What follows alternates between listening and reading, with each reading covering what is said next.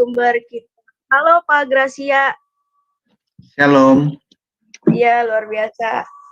Oke, sesuai dengan flyer yang sudah dibagikan, tema pada malam hari ini adalah Tritunggal.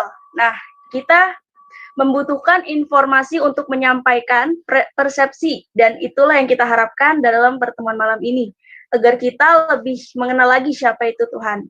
Dan kita tahu juga ya, sebelum acara malam ini dimulai, kita doa dulu. Kita pujian, lalu dilanjut dengan doa. Oke. Recording in progress. Hanya kepadanya ku kan berlari di saat ku bimbang dalam hidupku, yang aku percaya dalam hadiratnya ada kekuatan yang baru. Walau ku melangkah dalam tekanan, badai pencobaan datang menghadap, yang aku percaya dalam hadiratnya ada kekuatan yang baru. Ku kan terbang tinggi bagai Raja Wali di atas segala persoalan hidupku, dan aku percaya saat ku bersama Dia, tiada yang mustahil bagi Dia, tiada yang mustahil bagi Yesus. Oke, langsung saja kita lanjut dengan doa. Bapa kami yang ada di surga, dikuduskan namamu. Tuhan Yesus, terima kasih Tuhan atas segala pemberian-Mu. Kami tahu Engkau izinkan kami hadir malam ini atas rancangan indah-Mu untuk kami. Tuhan Yesus, kami berdoa untuk WFM, semua muda-mudi, mulai dari yang terkecil sampai yang terbesar, Engkau berkati mereka, Engkau berikan pengetahuan untuk mereka, sehingga mereka dapat semakin mengenal-Mu. Kami juga berdoa untuk orang yang hadir di sini semuanya Tuhan, agar Engkau memberkati kami, pengajar kami, dan pendengar, semuanya Engkau berkati Tuhan. Kami percaya Tuhan, firman-Mu pelita bagi kaki kami dan terang bagi jalan kami. Kami percaya Tuhan, akan semakin besar lagi jiwa-jiwa yang diselamatkan, sehingga teman-teman dan keluarga kami dapat menjadi seperti kami, yang telah kita menangkan.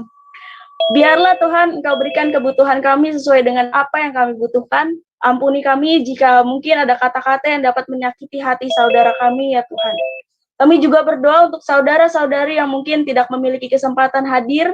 Engkau tetap memberkati mereka ya Tuhan. Kami percaya Tuhan, 2 atau 3 orang berkumpul dalam nama-Mu, di situ Engkau pun ada di tengah-tengah kami. Engkau berkati dan lindungi acara kami dari awal hingga akhir, dalam nama Yesus. Amin. Ya, silakan Pak Gracia. Amin. Puji Tuhan.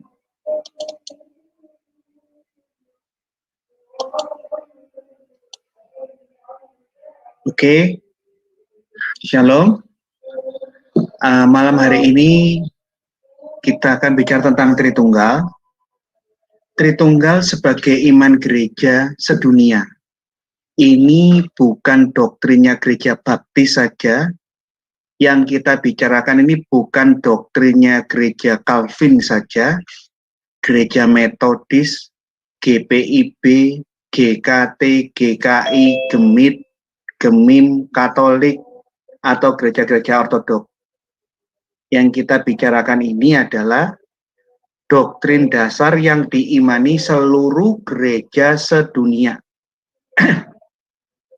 Yang seringkali disalahpahami oleh pihak lain, termasuk akhir-akhir ini muncul kembali bidat-bidat purba di dunia modern yang mulai menggugat, menghina Tritunggal, menyerang ajaran Tritunggal, dan menghina semua bapak-bapak gereja. Nah, kita harus belajar, karena saya rasa baik murtadin dan orang-orang yang ingin kembali dari mu'alaf, kembali ke Kristen, harus memahami Tritunggal yang benar secara wajar. Pertama, ditegaskan kenapa seluruh gereja sedunia, bukan 1-2 sinode, tapi seluruh gereja-gereja mainstream sedunia, gereja barat maupun gereja timur, kok percaya Tritunggal Maha Kudus. Karena memang itu ajaran Yesus, itulah kata Alkitab tentang Allah yang esa, yang diajarkan para rasul, dan yang diajarkan oleh murid-muridnya para rasul yang belajar langsung oleh para rasul, penulis-penulis kitab perjanjian baru dan 12 rasul. Karena ini ajaran Alkitab, ajaran Yesus, diajarkan oleh rasul-rasul kepada bapak-bapak gereja, kita bisa sadar kenapa seluruh gereja sedunia yang banyak sekali alirannya. Ciri antara gereja yang satu dengan yang lain itu beda-beda.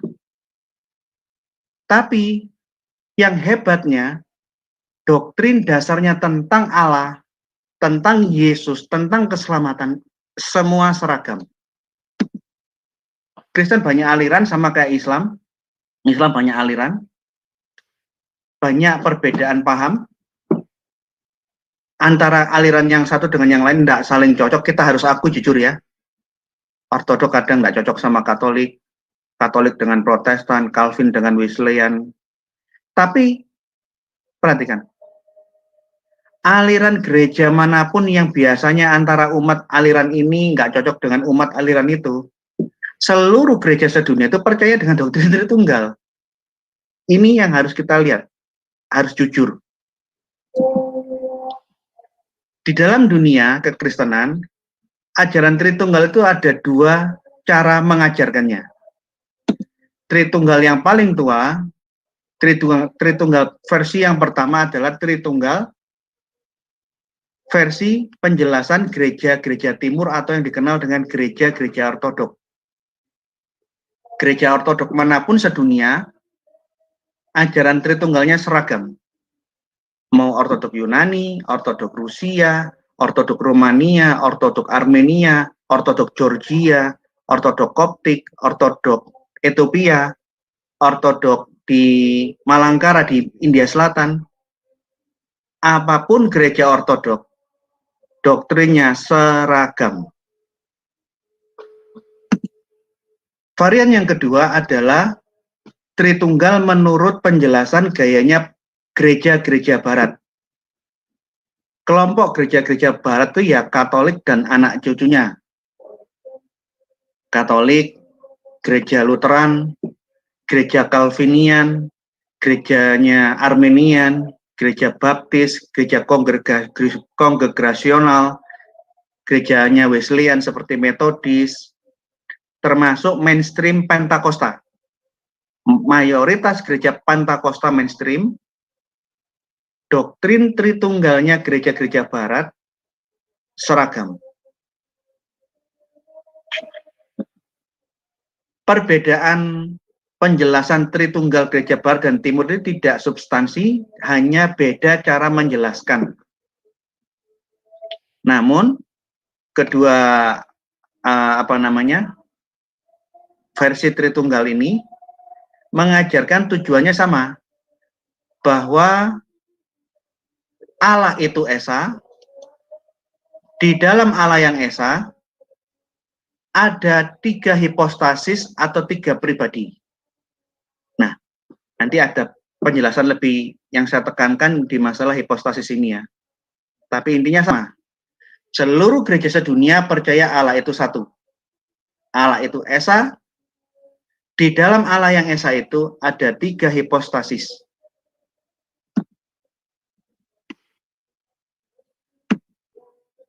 Tritunggal Gereja Barat ini mayoritas yang dipakai oleh semua gereja-gereja di Indonesia, karena gereja-gereja di Indonesia mayoritas gereja dari Barat, dari Eropa atau dari Amerika. Itu gereja Barat.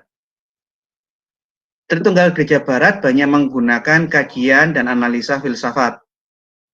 Ini agak sedikit rumit, karena kalau ingin belajar tentang Tritunggal Gereja Barat, harus ada persiapan dulu tentang filsafat metafisika dan pemahaman, pemaknaan bahasa-bahasa teologis yang akan dipakai di Gereja Barat.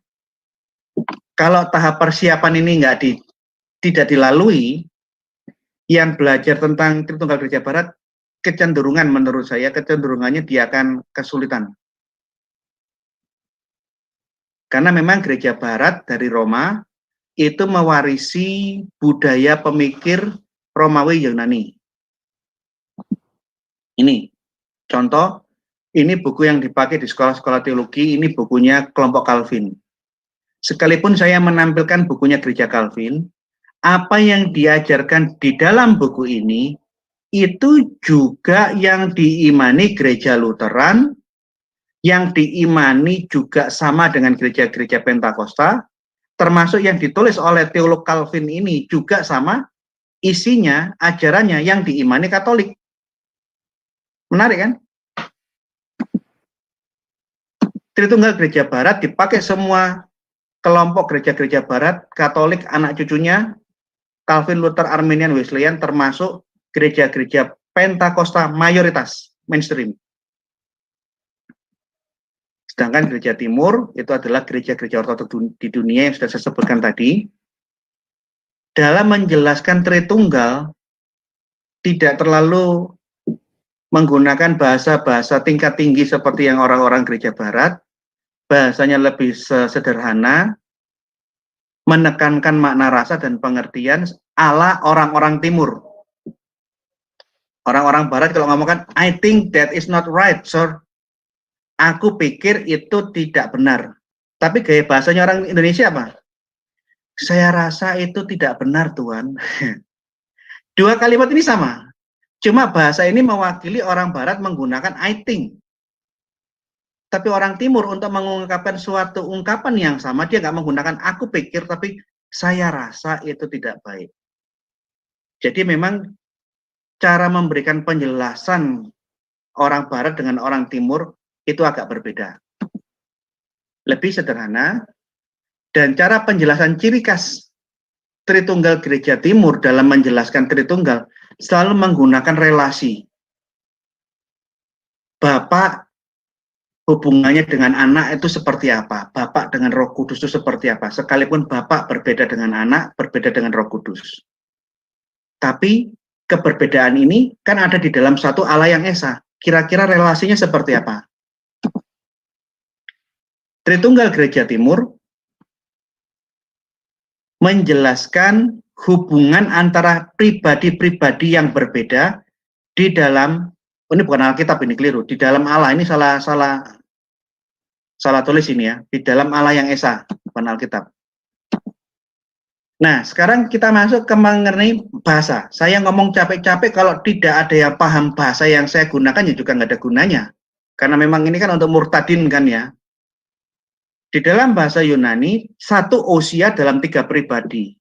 Allah itu satu substansi dalam 3 pribadi, satu ousia dalam 3 hipostasis. Hipostasis dalam bahasa Yunani itu apa dong artinya? Ini dulu. Kalau ini belum ngerti, jangan ngomong selanjutnya. Nanti kita kan kerepotan. Capek-capek saya ngomong sampai mulut saya kering, ternyata yang dengar pun melongak ngerti apa yang saya jelaskan. Hipostasis itu artinya suatu keberadaan yang dinamis, organik, dia hidup dan memiliki kesadaran. Keberadaan ini bertolak belakang, berbeda sama sekali dengan benda mati seperti batu dan logam. Itu arti kata hipostasis. Di dalam bahasa-bahasa teologis, Allah memiliki suatu keberadaan di dalam dirinya, bukan di luar dirinya, yang dinamis, bisa bekerja, bisa berkarya, dan memiliki kesadaran. Ini kata hipostasis. Dari bahasa hipostasis, bahasa Yunani ini, oleh bapak-bapak gereja Latin seperti Yerome, Tertullianus, Santo Agustinus, bapak-bapak gereja Latin yang berbahasa Latin, hipostasis dalam bahasa Yunani untuk menggambarkan ada suatu keberadaan pluralitas di dalam Allah yang esa itu dengan kata persona. Tapi ingat, persona sebagai terjemahan hipostasis ini adalah persona pribadi Allah. Kalimat ini sedang dipakai untuk dalam konteks kealahan, yang maknanya tidak bisa disamakan jikalau kata persona atau pribadi ini dipakai dalam kajian psikologi. Ingat ya, setiap kali bahasa-bahasa yang dipakai untuk Tuhan tidak boleh diterjemahkan harafiah seakan-akan itu dipakai untuk hal-hal yang materi, manusia atau binatang. Contoh, tangan Allah menyertaimu. Tangan kan? Lah apa kira tangannya Tuhan sama dengan tangannya kita gitu? Hanya karena menggunakan sama dengan kata yang sama, tangan. Di dalam Amsal atau Mazmur, mata Tuhan menjelajah seluruh bumi, ada kata mata. Lah apa rumangsamu matanya Tuhan kayak mataku gini, kayak matamu gitu? Kan ya seperti itu. Termasuk kata pribadi sebagai terjemahnya hipostasis.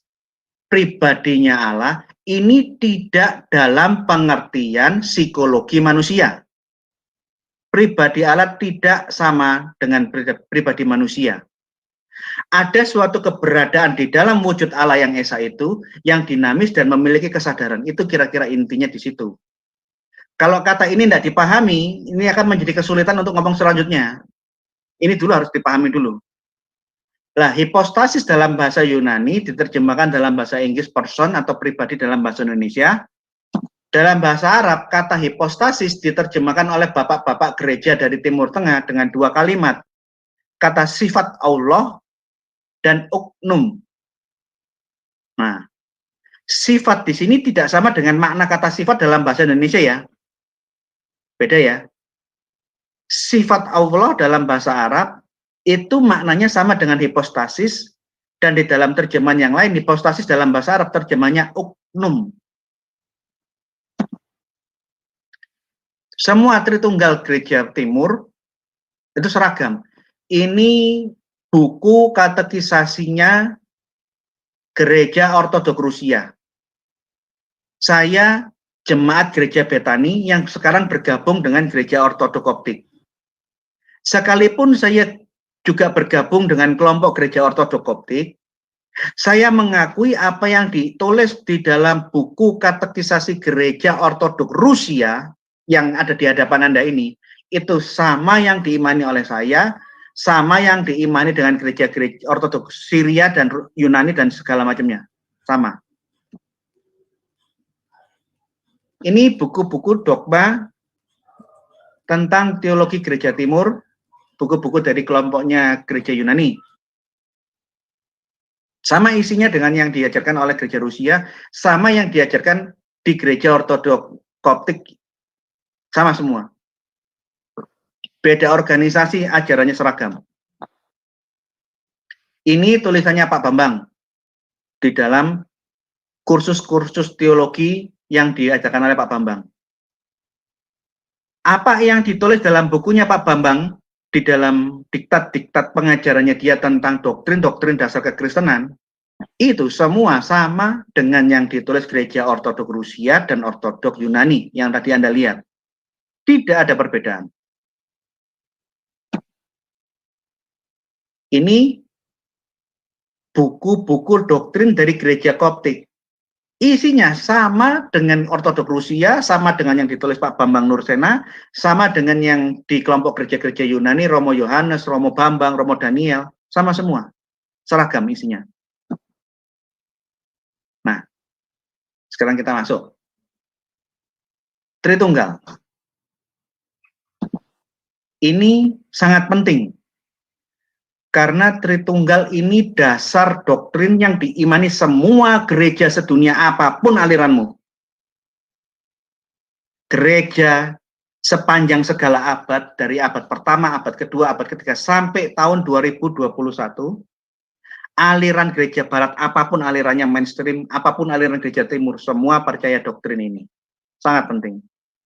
Ini tidak bisa dirubah, ditambah, atau diganti dengan yang lain. Ini doktrin primer untuk membedakan mana yang Kristen dengan mana yang tidak Kristen. Ini doktrin primer. Aliran-aliran yang sekunder, second layer teologi bisa beda-beda. Perbedaan cara baptisan, perbedaan cara berdoa di dalam gereja, perbedaan cara penggunaan alat musik, perbedaan cara perjamuan. Makna perjamuan ini ada perbedaan pandangan yang menjadi ciri khas gereja satu sama lain.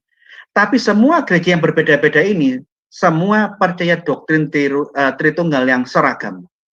Inilah hebatnya kekristenan. Doktrin sekundernya bisa macam-macam, tapi Allahnya semua seragam. Allah itu Esa, yaitu Allah Tritunggal. Kenapa ini penting dan tidak bisa diubah? Karena ini keluar dari mulutnya Yesus. Dan ini dapat dilihat dari semua ayat-ayat kitab suci dari Kejadian sampai Wahyu. Bahwa Allah itu selalu Esa di dalam Allah Tritunggal, itulah Allah yang Esa yang sesungguhnya. Kemudian orang Muslim maupun bidat-bidat yang baru muncul sekarang mempertanyakan, kalau Tritunggal itu penting, tidak bisa diubah, mana ayat yang menuliskan Tritunggal? Ini kan biasanya yang dipertanyakan oleh polemikus Muslim. Saya sudah debat Tritunggal sama polemikus Muslim itu tahun berapa ya? Debat saya pertama kali 2013, itu saya masih semester 3. Saya masih semester 3 S1 Teologi, saya debat tentang Natal. Semester 4, saya debat tentang Yesus itu Allah atau bukan. Semester 5, itu kira-kira antara 2014 atau 2015. Saya debat tentang tema Tritunggal berpartner dengan teolog Calvin, yaitu Pendeta Muril Wali Yanto Matalu. Saya mewakili cara pandang Tritunggal Gereja Timur, duduk berbarengan dengan Pendeta Muri Wali Matalu. Waktu itu dia masih S2, MTH, sedang kuliah S3. Belum S3, tapi dia sudah menjadi pendeta dan menjadi dosen. Saya masih semester 5. Saya ditanya masalah di mana ayatnya? Ya jelas tidak ada. Harus jujur. Tidak ada ayat eksplisit tentang Tritunggal. Tapi jikalau kalian ditanya tentang ayat mana kata Tritunggal secara eksplisit dalam Alkitab, akui tidak ada. Ajukan pertanyaan yang sebaliknya.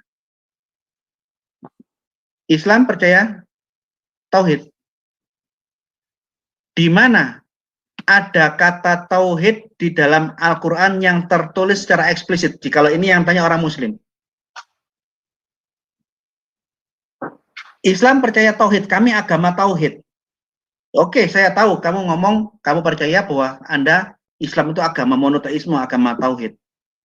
Tapi sebagaimana kamu mempertanyakan di mana ada kata Tritunggal dalam Alkitab, saya juga menggunakan pertanyaan yang sama.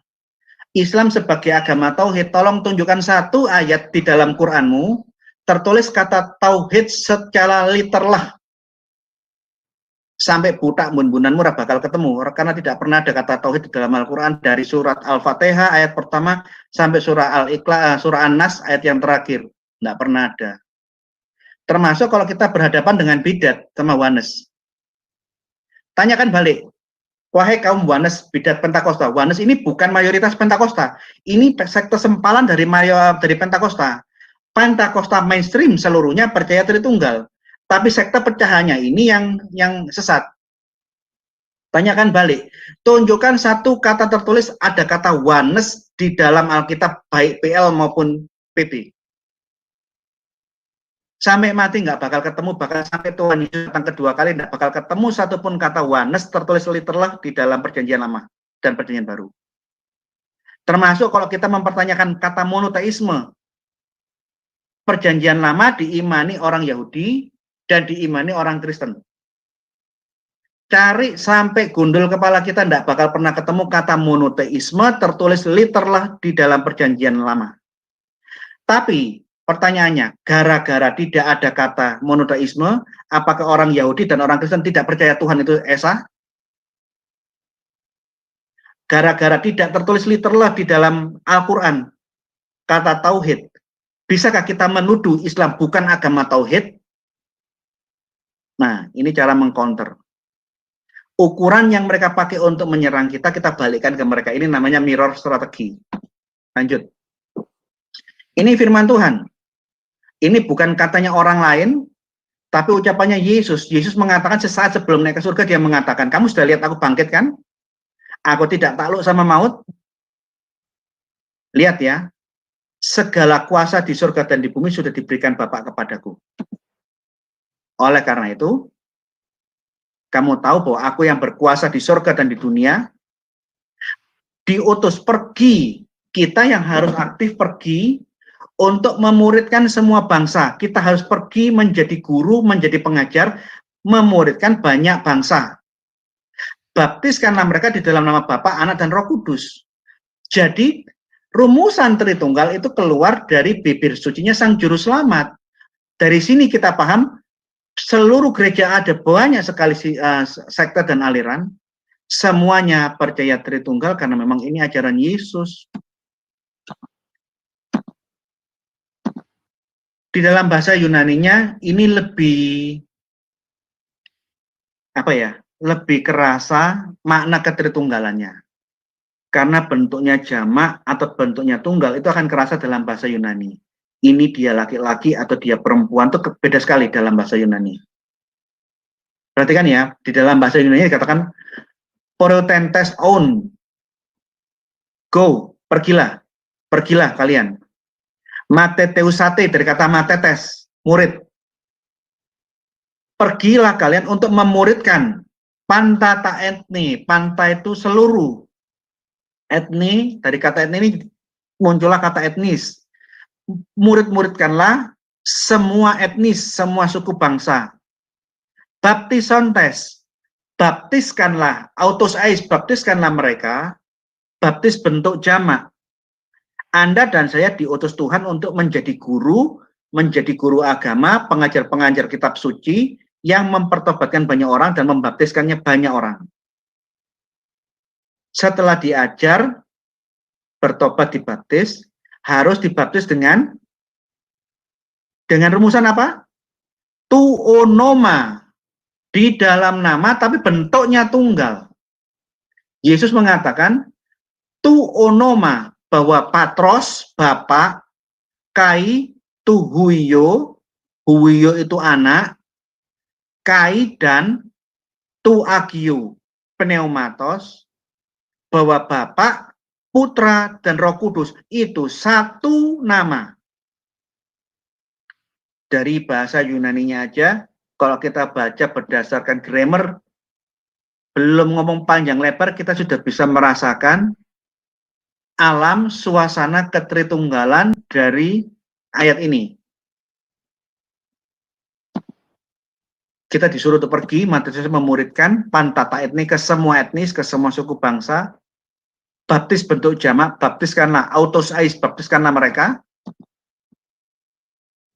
Di dalam satu nama, bukan in the names, bukan di dalam nama-nama, bukan di dalam 3 nama. Yesus mengatakan Bapa, Anak, Roh Kudus itu satu nama. Nah, Bapa, Anak, Roh Kudus itu satu substansi. Jadi kata Tritunggal itu kalimat yang dibuat oleh Bapak Gereja berikutnya untuk memberikan penjelasan bahwa Bapa, Anak, Roh Kudus itu bukan 3 Allah, tetapi satu nama, satu Allah. Jadi Bapa, firman-Nya, dan Roh Kudus, rohnya Allah, itu satu. Satu substansi, satu nama, satu wujud Allah yang esa.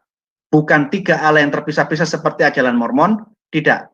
Tapi Bapa, Anak, Roh Kudus itu satu. Jadi kalau kita ngomong Tritunggal, itu bukan ngomong keberapaan Allah, ada berapa banyak Allah, seperti yang ada di dalam otaknya orang-orang polemikus Muslim. Polemikus Muslim selalu memaknai Tritunggal sebagai triteisme. Padahal tidak pernah ada ajaran triteisme di dalam dunia kekristenan, baru muncul di abad 20, yaitu ajaran Mormon, yang memandang Bapa itu Tuhan, gundulnya Bapa itu di sini, gundulnya anak, Allah anak di sini, gundulnya Roh Kudus ada tiga, Tuhan yang berbeda-beda. Itu Mormon.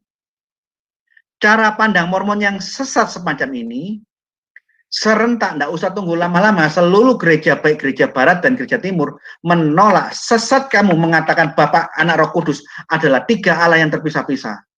Allah, firman Allah, dan roh Allah itu satu Allah. Jadi mengenai Tritunggal, tidak lagi kita ngomong berapa jumlah Allah, gila nih banget. Zaman 2021 Pentium Core i9 sudah keluar, masih tanya jumlahnya Allah berapa lah, gila nih banget. Tritunggal itu menggambarkan hubungan antara Allah dan firman-Nya, dan hubungan antara Allah dan Roh Kudusnya yang ada di dalam Allah. Tidak pernah bicara tentang keberapaan Allah. Ini di dalam buku Alkitabnya ada di belakang saya ini. Ini bukunya. Di dalam bahasa aslinya ini. Di dalam buku yang saya punya, buku naskah Yunani dari kelompoknya Teks Byzantium. Di dalam catatan kakinya, tidak ditemukan satupun varian teks. Dari ribuan naskah manuskrip kuno Alkitab Perjanjian Baru, tidak ada satu varian teks ditemukan untuk Matius 28 ayat 19. Ayat 17 ada perbedaan sedikit, ada yang menggunakan kata ini, ada kata yang berbeda. Tapi di ayat 19 tidak ada varian teks.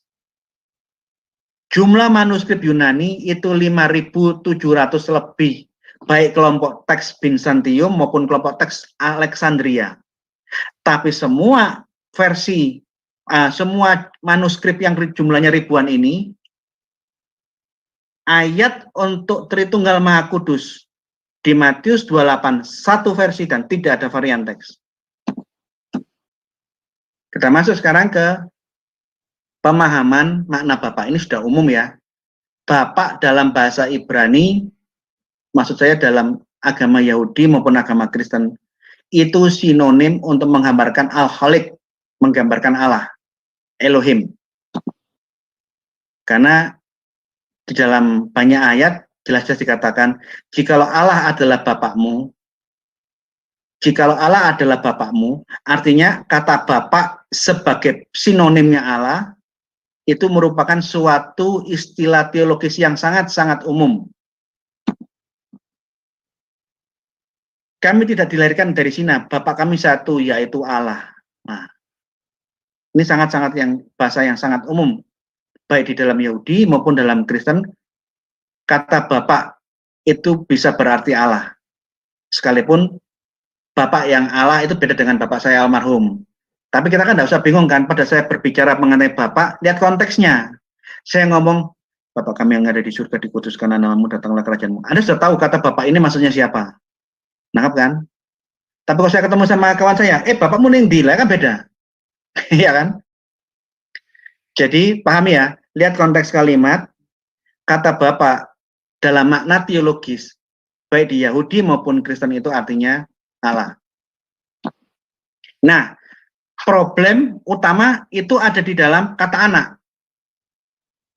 Bagi saya ya, menurut pengamatan saya selama ini, saya berdebat dengan Muslim. Waktu saya berdebat Tritunggal itu musuh saya Profesor Dr. Menahem Ali dan Ustadz Subandi Sukoco, atau di dalam YouTube itu yang namanya Gus Mbeti.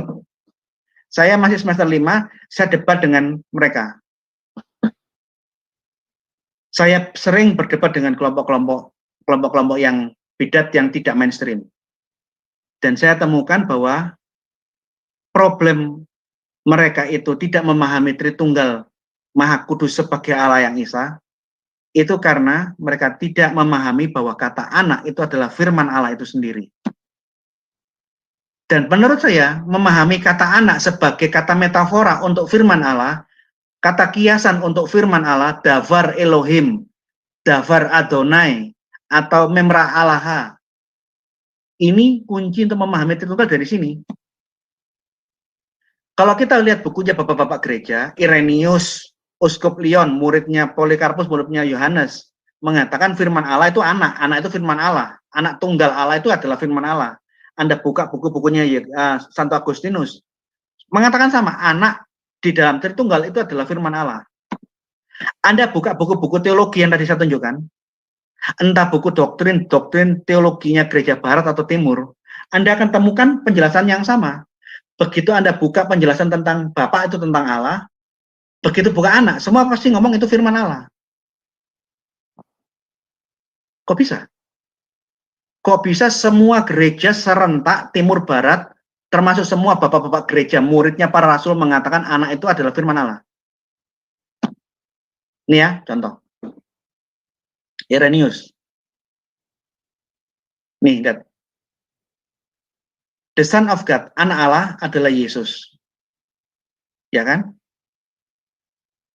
Lihat. Ini masih belum jelas, yang jelas yang ini. Baca yang kalimat ini ya. As it has been clearly demonstrated, sebagaimana sudah secara jelas dengan jelasnya dinyatakan bahwa firman dan seterusnya, bahwa firman itu sudah eksis sejak awal, sejak khotim bersama dengan Allah.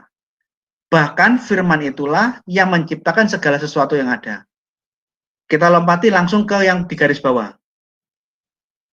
Setelah ini menjelaskan bahwa firman Allah itu selalu ada, eksis sejak awalnya bersama dengan Allah, bahkan dengan firman Allah segala sesuatu diciptakan. Di ayat yang saya garis bawahi dikatakan apa? For I have shown, sebagaimana yang telah saya tunjukkan, bahwa anak Allah tidak muncul atau berada, did not then begin to exist, tidak diawali, kira-kira begitu.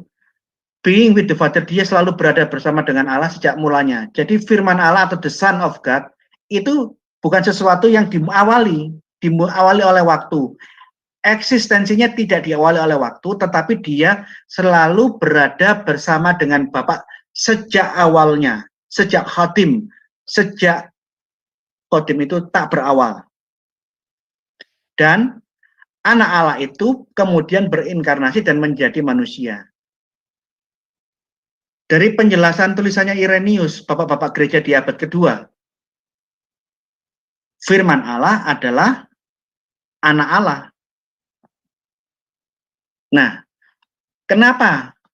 Kalau masih bingung, kenapa bapak-bapak gereja, bahkan semua buku-buku teologi pada waktu ngomong tentang Tritunggal, menjelaskan anak itu adalah firman Allah. Anak itu firman Allah.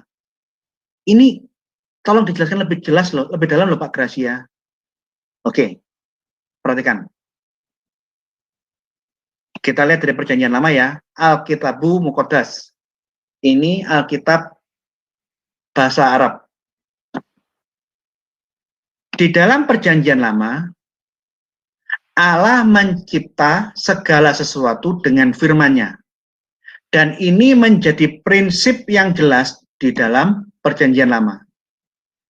Segala sesuatu yang diciptakan makhluk itu diciptakan Allah dengan firman-Nya, dengan Allah berfirman. Ini prinsip. Tidak ada penciptaan di luar firman. Penciptaan emanasi itu hanya ada di filsafat Yunani. Kalau kita ngomong Alkitab, Allah menciptakan selalu dengan firman-Nya. Kita lihat dalam Kejadian 1:1, pada mulanya Allah menciptakan langit dan bumi. Bumi belum berbentuk dan kosong. Gelap gulita menutupi samudera raya, dan roh Allah melayang-layang di atas permukaan air. Roh Allah ada. Berfirmanlah Allah, ada firman Allah. Jadilah terang, lalu terang itu jadi. Jadi bagaimana cara Allah menciptakan langit dan bumi? Bagaimana Allah menciptakan terang? Bagaimana Allah menciptakan berbagai macam ciptaan? Gimana caranya? Dengan berfirman. Kalau Allah tidak berfirman, jadilah ini, tidak ada yang jadi. Di saat Allah berfirman, jadilah ini, maka ini jadi. Jadilah itu jadi. Dia muncul dari ketiadaan, creatio, to create, ex nihilo. Mencipta, munculnya suatu ciptaan dari nihil, dari kehampaan. Nah, kita perjanjian lama tegas mengatakan, Allah menciptakan selalu dengan berfirman. Allah berkarya dengan firman-Nya. Bahkan dengan firman-Nya, Allah menyatakan diri kepada para nabi. Allah ketemu Nabi Yeremia, Nabi Yesaya. Kalau Anda lihat Yesaya pasal 1, ayat pertama, Yeremia ayat 1. Maka datanglah firman Tuhan kepadaku, demikian bunyinya. Jadi dengan firman Allah, Allah menciptakan segala sesuatu. Dengan firman-Nya, Allah menyatakan diri kepada manusia dan para nabi. Kita lihat perjanjian baru. Apa yang ditulis di Kejadian pasal 1 ayat 1, prinsip yang sama ditegaskan dengan tegas di dalam perjanjian baru. Bahwa firman itu sudah ada sejak mulanya, sejak khatim, sejak tak berawal. Dan firman itu selalu bersama-sama dengan Allah, seperti yang ditulis Irenaeus. Kenapa? Ya karena Irenaeus muridnya Yohanes. Irenaeus muridnya Polikarpus. Polikarpus muridnya Yohanes. Apa yang ditulis oleh Yohanes diajarkan ke Polikarpus, diajarkan ke Irenaeus. Bahwa firman Allah itu tidak pernah terpisah sedetik pun dari Allah. Oleh karena itu, karena firman Allah itu satu dengan Allah, dan firman itu keluar dari Allah, maka firman itu adalah Allah. Firman itu sejak mulanya, sejak khotim, sejak tak berawal, dia selalu bersama-sama dengan Allah. Tidak pernah Allah terpisah sedetik pun dengan firman-Nya, tidak pernah. Dari ayat ini, saya bisa tegaskan bahwa ajaran saksi Yehova dan Unitarian yang mengatakan bahwa Allah pernah tidak punya firman, yang mana ajaran ini sama dengan ajarannya Mu'tazilah, Allah pernah bisu, Allah pernah tidak punya otak, tidak bisa ngomong, itu sesat dan melanggar firman Tuhan baik perjanjian lama maupun perjanjian baru. Baca baik ayat yang ketiga. Ini prinsip Alkitab. Bahwa Allah menciptakan segala sesuatu dengan firman-Nya itu ditegaskan di perjanjian lama dan ditegaskan secara jelas dan gamblang di perjanjian baru. Segala sesuatu dijadikan oleh Dia, oleh firman. Tanpa Dia, tanpa firman, tanpa logos, tanpa davar Adonai, tidak ada satupun yang telah jadi dari yang telah dijadikan. Jadi prinsip Allah berkarya menciptakan segala sesuatu harus dengan firman. Tidak ada dengan cara yang lain. Segala sesuatu dijadikan oleh firman. Tanpa Dia, tanpa firman, tidak ada satupun yang tercipta. Baik yang kelihatan oleh mata maupun yang tidak. Ini prinsip ya. Nah, bagaimana kata firman itu adalah metafora atau kiasan, anak itu kiasan untuk firman. Perhatikan Ibrani 1 ayat 2. Di dalam Ibrani pasal 1 ayat 2, maka pada zaman akhir ini, Ia, Allah, berbicara kepada kita dengan perantaran anaknya, dengan perantaran firman-Nya, yang menjadi manusia, yang telah Ia tetapkan sebagai yang berhak menerima segala yang ada. Oleh Dia, oleh anak, Allah menjadikan alam semesta. Jadi alam semesta diciptakan oleh anak. Lihat Yohanes pasal 1 ayat 3.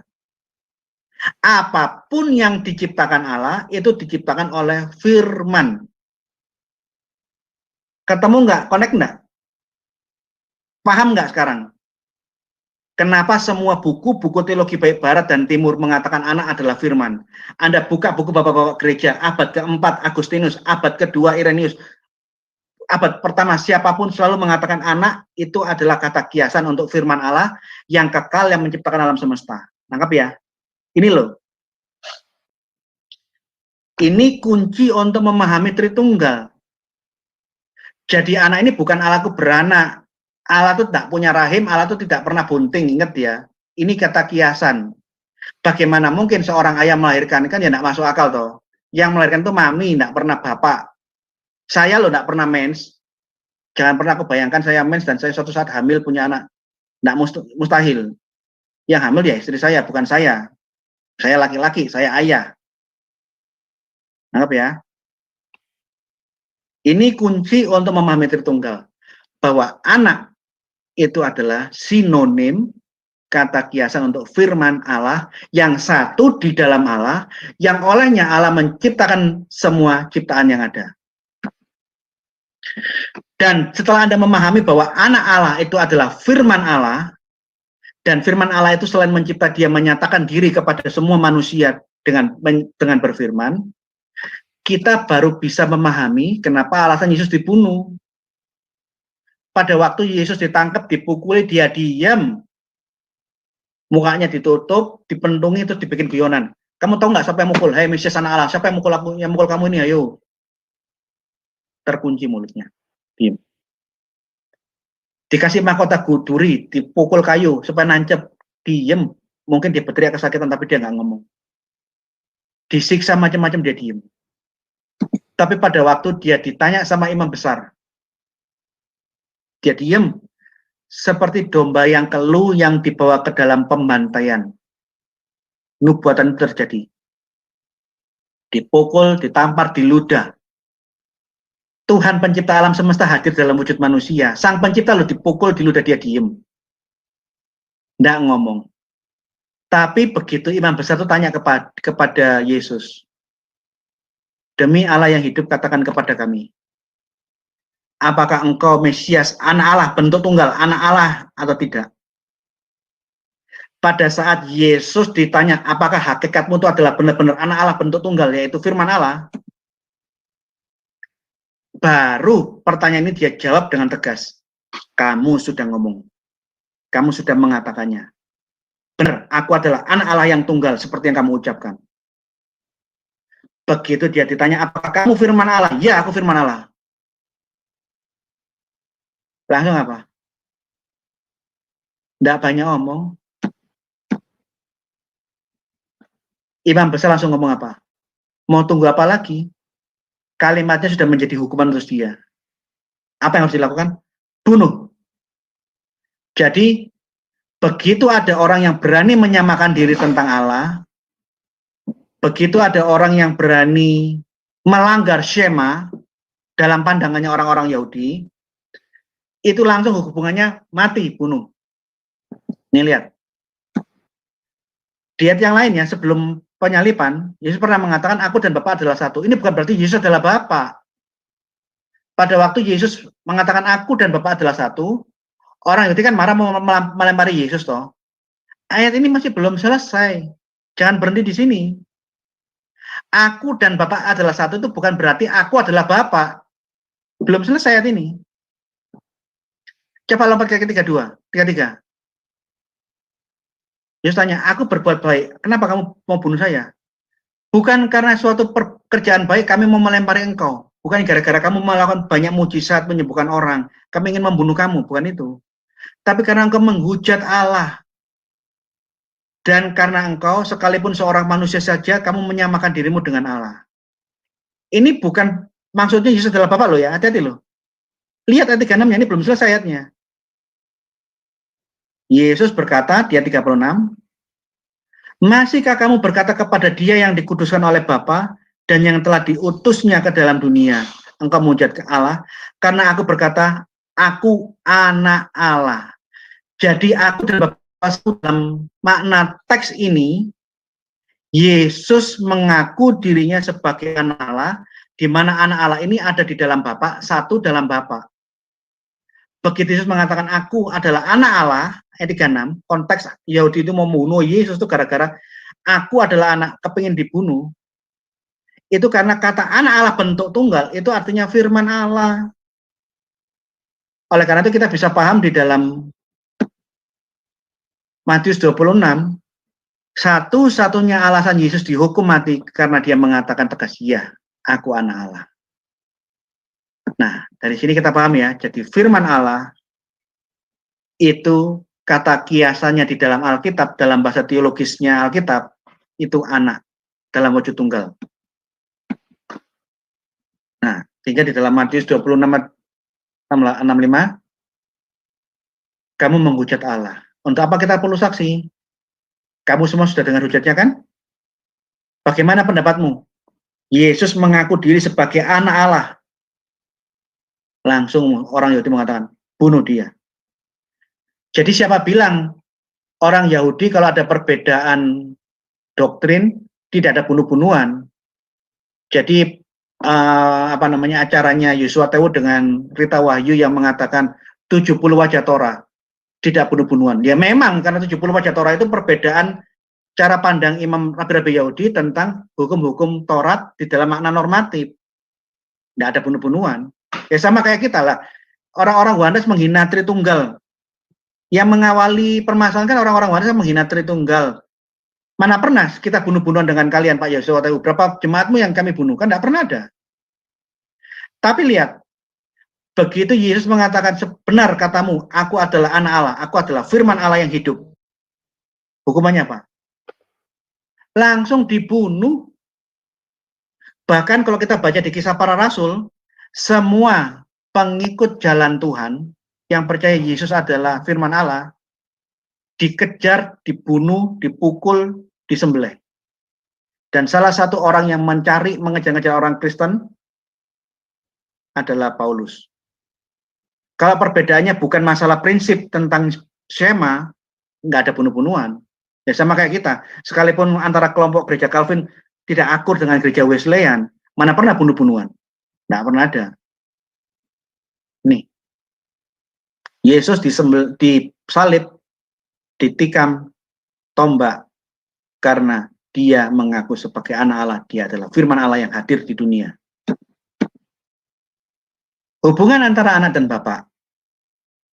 Dari bibir suci Sang Juru Selamat, dia mengatakan, aku keluar dan datang dari Allah. Yesus adalah Logos yang menjadi manusia. Yesus adalah firman Allah yang menciptakan alam semesta yang menjadi manusia. Firman Allah itu keluar dari Allah. Artinya, dalam konteks ayat ini, Yesus sedang mengatakan sifat ilahinya sebelum dia hadir ke dunia, bahwa dia dengan Allah itu satu. Firman itu keluar dari Allah. Dia dan Allah itu satu.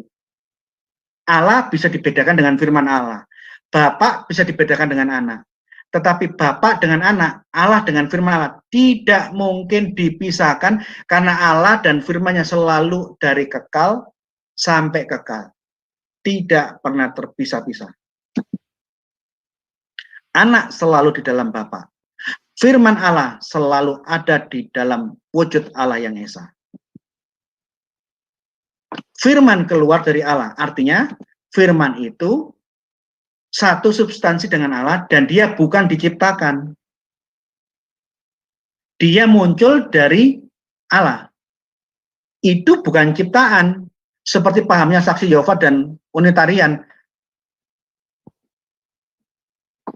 Makhluk-makhluk apapun diciptakan oleh Allah. Tidak pernah ada ayat maka keluarlah langit dari Allah, tidak pernah ada. Keluarlah manusia dari Allah, tidak pernah. Manusia tidak ada, alam tidak ada, bintang tidak ada. Semua keluar dari sabda. Jadi, maka jadi diciptakan dari tidak ada. Bukan keluar muncul dari Allah, tidak ada. Firman dan roh Allah itu keluar dari Allah. Oleh karena itu kita paham bahwa firman itu wajib Allah karena dia satu dan keluar dari Allah. Firman itu satu substansi karena dia ada di dalam Allah. Yang satu substansi dalam wujud Allah pasti Allah. Tidak mungkin tidak. Jadi untuk memahami Yohanes pasal 1 ayat 1, kita harus tahu bahwa firman itu selalu di dalam Allah. Dia satu substansi dengan Allah. Apa yang satu substansi dengan Allah, itu wajib Allah. Nah, kita lihat sekarang hubungannya antara firman dan Roh Kudus. Firman Allah, anak, dan Roh Kudus, rohnya Allah, ini berbeda. Bukan identik, bukan sinonim. Yesus adalah firman Allah, Yesus adalah anak. Tapi di dalam ayat Alkitab dikatakan Yesus adalah Parakletos. Parakletos bukan hanya untuk Roh Kudus loh ya. Yesus kata Alkitab adalah Parakletos. 1 Yohanes 2:1. Hai anak-anakku, hal-hal ini kutuliskan kepada kamu supaya kamu jangan berbuat dosa. Namun jika seorang berbuat dosa, kita mempunyai seorang pengantara pada Bapa. Yaitu, pengantara itu adalah Yesus Kristus yang adil. Kita lihat bahasa Indonesianya. Teknia mautauta, grave umin iname amartete kai eantis amarte, yang di garis bawahnya apa itu? Amarte parakleton. Parakleton. Jadi pengantara itu di dalam ayat ini, yaitu Yesus, bahasa Yunaninya parakletos.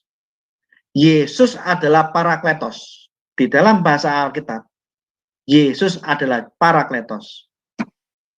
Tapi dari bibir Sang Juru Selamat, Yesus mengatakan, aku akan minta kepada Bapa, ia akan memberikan kepadamu seorang penolong yang lain, supaya ia menyertai kamu selama-lamanya.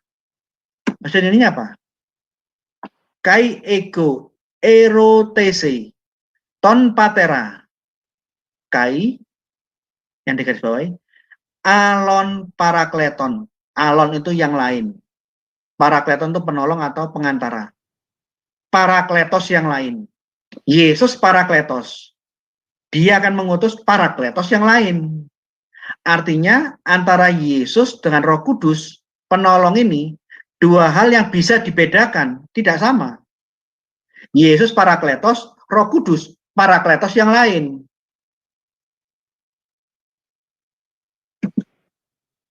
Jadi di dalam Tritunggal, firman Allah itu memang berbeda dengan rohnya Allah atau hayatnya Allah. Allah bisa dibedakan dengan firman Allah, Allah bisa dibedakan dengan roh Allah. Firman Allah bisa dibedakan dengan rohnya Allah. Tetapi Allah dan firman-Nya dan roh Allah itu semuanya tidak mungkin dipisah-pisahkan karena mereka semua ada satu di dalam Allah yang Esa. Prinsip berbeda tapi tak terpisahkan ini harus dipahami. Nah, di ayat yang lain, ini semua ucapannya Yesus ya. Rohlah yang memberi hidup, daging sama kali tidak berguna. Rohlah yang memberi hidup.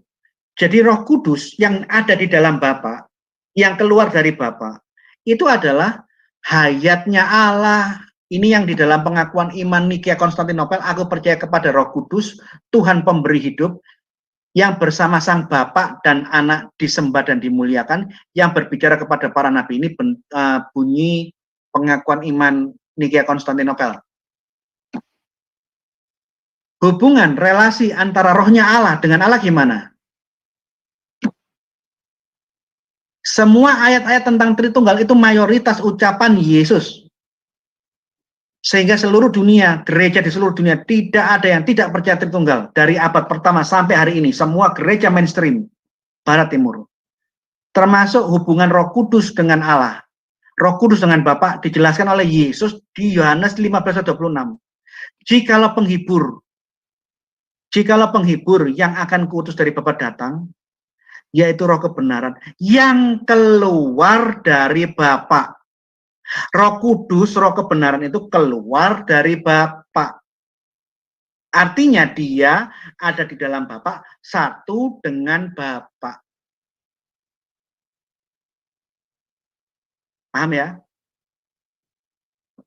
Jadi, sama seperti firman Allah itu tidak mungkin terpisah dari Allah, firman Allah satu dengan Allah, demikian juga Roh Kudus itu selalu satu dengan Allah, satu di dalam Bapa, karena dia keluar dari Bapa. Semua ayat Tritunggal itu ucapan Yesus semua loh. Bukan buatan-buatannya Greg. Saya pribadi bukan. Yang saya sampaikan malam hari ini ajaran gereja sedunia, bukan ajaran person to person. Bukan ajarannya gereja Baptis, bukan ajarannya gereja Calvin, bukan ajarannya gereja GBI, bukan gereja GPDI, bukan ajarannya gereja Katolik, tapi semua orang, semua gereja maksud saya. Roh Kudus, rohnya Allah sendiri, itulah daya hidupnya Allah atau hayatullah. Nah, jadi untuk memahami Tritunggal, prinsip keperbedaan antara Allah dan firman-Nya dan roh Allah harus ingat, itu berbeda. Tapi perbedaannya ini tidak mungkin terpisah-pisahkan. Allah terpisah dengan firman-Nya, mustahil. Allah terpisah dengan rohnya, itu mustahil. Berbeda tapi tidak terpisahkan karena Allah, firman Allah, dan roh Allah selalu satu. Jadi ajaran saksi Yehova bahwa firman Allah itu suatu makhluk ciptaan yang diciptakan Allah di kemudian hari, itu keliru. Saya berkali-kali ngomong sama orang-orang saksi Yehova, dan satu saat saya tanya sama orang saksi Yehova, kok bisa Anda orang tua rambutnya hampir putih semua, pergi dari kampung ke kampung, rumah ke rumah, hanya untuk menyebarkan ajaran Allah yang kamu sembah, Allah yang pernah bisu, pernah cacat, pernah tidak punya firman, sehingga Allah harus memperbaiki dirinya, menciptakan firman supaya dia memiliki firman. Kok bisa Anda mengajarkan ajaran seperti ini? Dan pada waktu saya berdiskusi dengan utusan saksi Yehova di sebuah kos-kosan perempuan, kos-kosan itu sempat ikut saksi Yehova, ada 8 orang lebih lah. Pada waktu saya bertemu di kos-kosan itu, di dekatnya gereja Betani di Surabaya, detik itu juga 8 pengikutnya anggota saksi Yehova yang baru masuk langsung bertobat dan dia tolak. Tidak mungkin Allah pernah tidak punya firman, Bu. Dan dia kembali ke gereja, puji Tuhan. Termasuk dengan kita menolak ajaran oneness. Kalau kita memahami bahwa anak itu adalah firman Allah, dan firman Allah ini itu satu dengan Allah, dan Allah menciptakan segala sesuatu dengan firman-Nya, tidak mungkin kita mempercayai ajaran oneness. Zaman dulu Allah berperan sebagai Bapa, kemudian berperan sebagai anak, berperan sebagai roh. Bukan seperti itu. Ini kan saya pernah bikin postingan yang kemarin, saya sindir ganti-ganti peran. Modalisme itu dari kata model. Ini ajaran yang keliru, ini ajaran sesat. Hanya ganti peran. Itu kayak seorang bencong. Bencong kalau malam-malam dia kumpul sama kawan-kawannya namanya Betty. Betty, Belladonna, Tralala. Betty. Begitu dia pulang subuh-subuh kembali ke kos-kosan tidur, wignya dilepas, BH-nya dicopot, dia pakai celana, pakai sarung, make up-nya dicuci muka, sudah kembali normal. Namanya di kos-kosan apa? Baskoro. Karena apa? Dia sudah bukan lagi bencong yang kumpul-kumpul sama kawannya malam-malam itu. Betty dan Baskoro itu orangnya sama. Tritunggal bukan seperti itu. Dan Allah yang di dalam Alkitab itu tidak seperti ini. Allah Betty, Allah Baskoro. Nanti Baskoro pulang ke rumahnya ketemu bapaknya dipanggil Pak Ijo. Karena nama aslinya Baskoro sesungguhnya adalah Baskoro Paijo Pradana. Kalau dia pulang kampung dipanggil Pak Ijo. Pak Ijo. Di kos-kosan dipanggil Roh Baskoro. Malam-malam Betty. Allah tidak seperti itu. Karena Allah, firman Allah dan roh Allah itu bekerja sejak kekal sampai kekal. Tidak pernah ganti-ganti peran. Allah, firman Allah dan roh Allah bekerja saat penciptaan. Allah, firman Allah dan roh Allah bekerja di zaman para nabi. Allah, roh Allah dan firman Allah bekerja sampai hari ini dan sampai selama-lamanya, dan tidak pernah satu sama lain terpisah. Tidak pernah. Termasuk Bapa, Anak, Roh Kudus dipahami sebagai 3 entitas Allah yang terpisah-pisah, 3 dewa, 3 Tuhan, 3 Allah, seperti ajaran Mormon. Ini tertolak. Karena Alkitab tidak pernah mengajarkan ajaran yang seperti ini. Tidak pernah. Oleh karena itu di dalam iman Kristen, Allah yang Esa itu adalah Allah Tritunggal. Kalau tidak Tritunggal itu tidak Esa. Karena apa? Kalau Allah pernah ada tanpa firman-Nya seperti ajaran saksi Yehova, Allah yang sedang Anda gambarkan itu Allah yang bisu, Allah yang cacat. Mustahil Allah seperti ini. Kalau Allah terpisah dari rohnya, konsekuensinya Anda sedang mengajarkan bahwa Allah yang kamu imani, Allah itu pernah almarhum. Mustahil. Oleh karena itu Allah yang Esa itu wajib Tritunggal. Di dalam buku yang saya tulis, saya lupa. Saya penulis buku tentang Tritunggal. Bapak gereja yang berdebat melawan Islam di abad ke-7, di abad ke-8 kalau nggak salah. Theodor Abukuro, pendeta dari Irak. Di saat dia berdebat melawan ulama-ulama Muslim, dia mengatakan, tidak mungkin Allah itu tidak Tritunggal. Karena Allah itu satu, Esa, dia berfirman dan dia hidup. Tidak mungkin Allah tidak Tritunggal, katanya Theodor Abukuro. Ini pendeta Arab dari Irak yang berdebat melawan ulama-ulama Muslim di abad ke-8. Dia bilang apa? Mustahil Allah tidak Tritunggal. Karena dia Esa, dia berfirman dan dia hidup. Oleh karena itu, Tritunggal Maha Kudus adalah Allah yang Esa. Titik. Dan apa yang dikatakan Yesus, apa yang kita baca semua itu firman ucapan Yesus semua. Itu yang diajarkan bapak-bapak gereja dari abad pertama, yang diwariskan turun-temurun, dan yang diimani oleh semua gereja yang satu, kudus dan am, entah gereja barat maupun gereja timur. Tritunggal Maha Kudus tidak pernah keluar dari Shema Yisrael Adonai Elohenu Adonai Echad. Tidak pernah keluar dari Syahadat Yahudi. Prinsip berbeda tidak terpisah, ini harus dipahami ya. Karena Yohanes mencampur adukan Allah dengan firman Allah dan roh Allah itu di-blend jadi satu, menjadi ganti-ganti peran. Tidak seperti itu. Bapak dapat dibedakan dengan anak. Allah dapat dibedakan dengan firman Allah. Yang mana Allah, mana firman Allah. Tetapi Allah tidak mungkin bisa dipisahkan dari firman-Nya. Ini prinsip berbeda tapi tidak terpisahkan. Firman Allah bisa dibedakan dengan rohnya Allah, dengan hayatnya Allah. Namun firman Allah tidak mungkin terpisah dengan hayatnya Allah. Kalau firman dipisah dengan roh Allah, selain Allah mati, firman Allah tidak eksis. Jadi tidak mungkin sekalipun antara nyawanya Allah, hayatnya Allah, bisa dibedakan dengan firman-Nya Allah, tidak mungkin di dalam iman Kristen firman-Nya Allah bisa terpisah dari hayatnya Allah, dari nyawanya Allah. Tidak mungkin.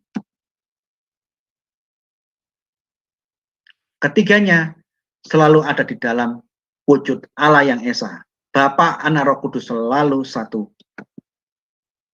Ini yang di dalam bahasanya Tertullianus, una substantia. Allah itu satu substansi. Allah itu Esa. Tres persona. Di dalam Allah yang Esa ada tiga keberadaan, ada tiga hipostasis yang memiliki kesadaran. Yang dalam bahasa Latin diterjemahkan persona, person. Diskresi, bisa dibedakan yang mana Allah, yang mana firman Allah, yang mana rohnya Allah. Non separati. Namun kita tidak akan pernah mungkin memisahkan Allah dengan firman-Nya atau memisahkan dengan rohnya. Tidak mungkin terpisahkan. Itu prinsip dasar Tritunggal ya. Allah satu dengan firman dan rohnya berbeda tapi tidak terpisahkan. Allah, firman Allah dan roh Allah adalah satu Allah yang Esa. Terima kasih, Tuhan memberkati. Yuk silakan masuk ke sesi tanya jawab. Oh iya, oke, thank you Pak Gracia. Wow, luar biasa penjelasannya. Ya tapi nanti tanya jawabnya jangan terlalu lama ya, supaya nanti iya. rekamannya jangan terlalu lama ya. Ya, sebelum sesi tanya jawab kita mau tutup live dulu ya, biar enggak. Oh iya boleh. Oke. Live-nya ditutup ya. Oke. Ya, kita sebelum tutup live